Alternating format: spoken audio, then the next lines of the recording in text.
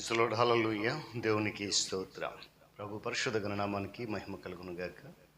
క్రీస్తునందు ప్రియులరా, దేవుడు తన మహాకృపను బట్టి 3వ మాసంలో 15వ దినం వారాంతపు దినమున వేకువని రీతిగా ఆయన పాద సముఖములో ఆయన నామాన్ని స్తుతించడానికి, ఆరాధించి గణపరచడానికి ప్రభు ఇచ్చిన కృపను బట్టి ఆయన ఘనమైన నామానికి మహిమ కలుగును గాక. క్రీస్తునందు ప్రియులైన దైవజనులు, స్నేహితులు, విశ్వాసులు, సహోదరి సహోదరులు, ఆత్మీయులందరికీ యేసుక్రీస్తు వారి ప్రశస్తమైన నామంలో ఉదయకాలపు శుభములు, వందనాలు తెలియజేస్తున్నాను. బాగున్నారు కదా?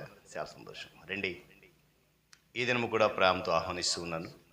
అనుదిన అభివృద్ధి ఉదయకాలపు ధ్యానాలు అనేటువంటి ఈ ఆధ్యాత్మిక కార్యక్రమంలో నాతో పాటు పాలిబాక్సులు కండి, వాక్యాన్ని ధ్యానించి దైవాశీర్వాదాలు పొందండి. మీ దగ్గర బైబిల్స్ ఉన్నాయా? తెరచి చూడండి. లేని పక్షాన చదివే మాట విని గ్రహించి వాక్యదానంలో పాలిబాక్సులు కమ్మని మనవి చేస్తూ నేటి దిన ధ్యాన వాక్యంగా మత్తయి సువార్త 10వ అధ్యాయము 28వ వాక్యంలో నుండి ఒక మాటను చదువుతూ ఉన్నాను.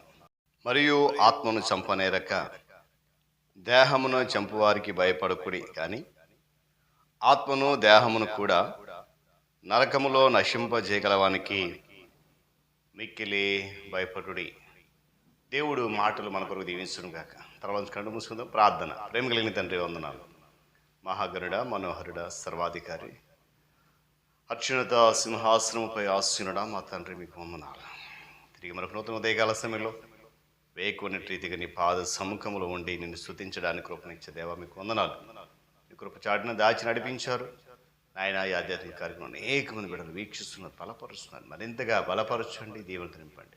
యేసు నామమున అడుగుతున్నాను తండ్రి, ఆమేన్. చాలా సంతోషం పిల్లరా.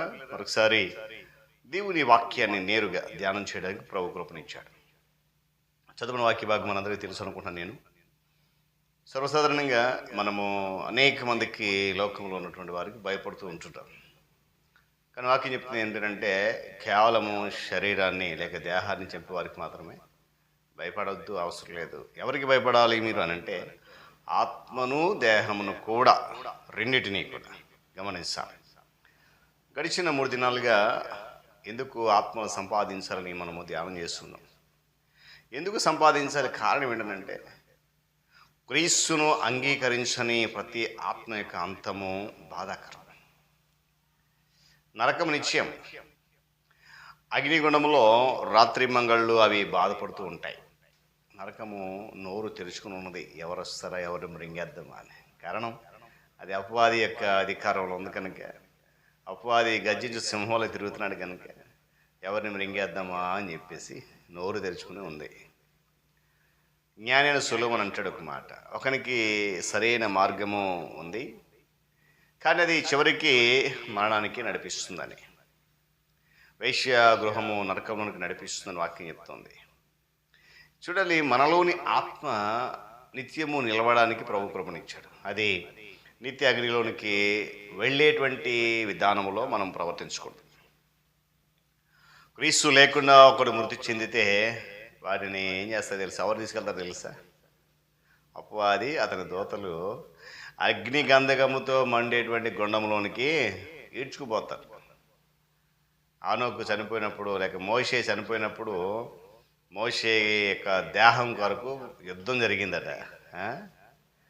కానీ క్రీస్తు లేకుండా చనిపోతే అపవాది అతని దూతలు ఈడ్చుకెళ్ళిపోతారు అగ్నిగుండంలోనికి. నరకాగ్ని అనేది బహు బాధాకరం ప్రియులరా.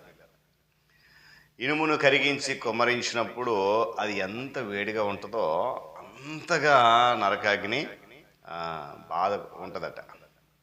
ఎల్లప్పుడూ అది మండుతూ ఉంటుందట. చూడండి, మనకి జైలు తెలుసు కదా, చెరసాల అంటాం, లేక జైలు మన దృష్టిలో. జైల్లో బంధించబడిన వారికి, ఖైదీలకు ఒక నిరీక్షణ ఉంటుంది. ఒకవేళ వాళ్ళకి యావజ్జీవ శిక్ష విధించినా కూడా ఒక్కనొక దినాన తాను బయటికి వస్తాను అనే నిరీక్షణతో ఆ వ్యక్తులు కాలం గడుపుతూ ఉంటారు. అయితే ఈ నరకము జైలు వంటిది కాదు. ఎందుకో తెలుసా? ఆ నరకంలోకి నెట్టివేయబడిన మానవునికి నిరీక్షణ లేదండి, విడుదల లేదు, ఎప్పటికి బయటికి రాడు.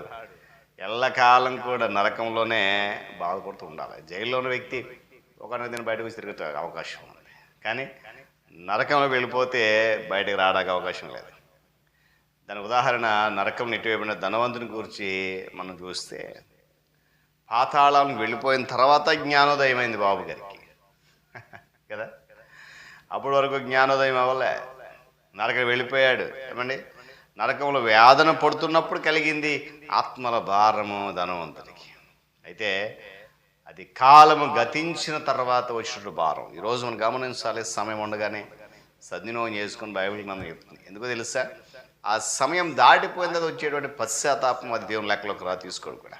ఇక్కడ ధనవంతుడికి వచ్చిన భారం అది. తన 5 సహోదరులు ఆ గురించినటువంటి స్వార్థము గల భారం. అయ్యా, నాకు 5 సహోదరులు, వారికి ఇక్కడ రాకూడదు, ఎందుకంటే ఇక్కడ చాలా వేదన, చాలా భయంకరం, అక్కడికి లాజర్ని పంపించండి, మిషనరీని పంపించండి, ఒకవేళ వింటారేమో, విని ఇక్కడికి రాకుండా ఉంటారేమో. అబ్రహాం గారు అంటాడు, ఇక్కడ నుండి అక్కడ దాటరారు, ఇక్కడ దాటరారు. కింద భూలోకంలో చాలామంది ప్రవక్తలు ఉన్నారు, మిషనరీలు ఉన్నారు, వాళ్ళ మాట వింటే చాలు అన్నాడు. పిల్లల ఆయన అంటాడు, నేను భరిస్తున్నటువంటి ఈ బాధ, ఈ అనుభవం చాలా తీవ్రమైంది, ఈ వేదన నా సహోదరులకు వద్దయ్యా.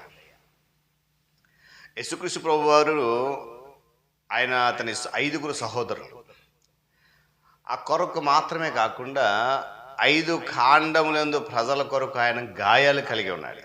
అందునిమిత్తం ఆయన సిలువను వేదనను కూడా అనుభవించాడు. పాప క్షమాపణ, రక్షణ ఆనందాన్ని కలిగజేశాడు. ఆయన మాత్రమే పాపములను క్షమించాడు. మనము రక్షణ పొందు నిమిత్తము ఆయన నామము తప్ప మరొక నామము అనుగ్రహింపబడలేదు, రాదు కూడా. ఆత్మల కోత పని ఎల్లప్పుడూ కూడా మనుషులు కావాలి. నో వేకెన్సీ బోర్డు ఉండదు, ఆల్వేస్ వెల్కమ్. వారికి జీతం ఇవ్వడానికి, వారిని గణపరచడానికి పరలోకం కనిపెట్టుకుంది. సువార్త ప్రచురించు వారు సువార్త వలన జీవించిన ప్రభు నియమిస్తున్నాడు. కనుక పిల్లరా, నశించిపో ఆత్మలను సంపాదించుకోరుతున్నావా? గమనించలేదే కాల సమయంలో. కనుక మనకు అనుగ్రహించబడిన సమయం చాలా చిన్నది, నిత్యత్వం ఉన్న దీర్ఘకాలం ఉంటుంది. పాపం ఘోరమైంది, పాప ప్రాయశ్చిత్తం సిలువలో చెల్లించబడింది, నరకమని నిత్యం, పరలోకం మంది. కనుక నశించిపోయే ఆత్మలు, క్రీస్తు నిరిగిన ఆత్మల అంతము చాలా భారం. కనుక ఆ ఆత్మల నశించిపోకూడదనే, ఆ నశించిపోతే ఆత్మ సంపాదించాలని ప్రభు మనల్ని కోరుతున్నాడు. దేవుడి మాటలు మనకు దీవించును గాక. తలలోంచి కన్ను మూసుకొని ప్రార్థన చేద్దాం. ప్రేమ కలిగిన తండ్రి, వందనాలు మరొకసారి. ఉదయకాల సమయంలో నశించిపోతున్న ఆత్మల పట్ల మీకున్న భారం మా అందరి మీద మీరు మోపారు. ఆ భారాన్ని మోయాలి అనేటువంటి ఒక నిశ్చయంలోకి వెళ్ళడానికి కృప చూపించండి. నశించిపోతున్న ఏ ఆత్మను కూడా విడిచిపెట్టగా నరకాగ్నిలోని తప్పించి నీ మార్గం నడిపించి కృప చూపించండి. నాయన, నీ వాక్యం సలిస్తున్నట్లుగా మేము నీ పని కొరకు ఏర్పాటు చేయబడ్డాం. నీ పనిలో ముందు కొనసాగి కృప దయచేయమని, నిజ విశ్వాసులుగా, క్రైస్తవులుగా నీ మందిరంలో ఉండడానికి కృప చూపించండి. ఈ ఆధ్యాత్మిక కార్యక్రమం ఎంతమంది అయితే వీక్షిస్తూ ప్రతి బిడ్డ యొక్క మనసులో ఒక శ్రేష్టమైనటువంటి ఆలోచన పుట్టించండి. మీరే మహిమ పొందండి. యేసయ్య మాట్లాడుతున్నాం తండ్రి, ఆమేన్. త్రియేక దేవుని దీవెన, ఆయన సన్నిధి కాపుదల సదాకాలము మనందరికీ తోడుగా ఉండి నడిపించును గాక. ఆమేన్.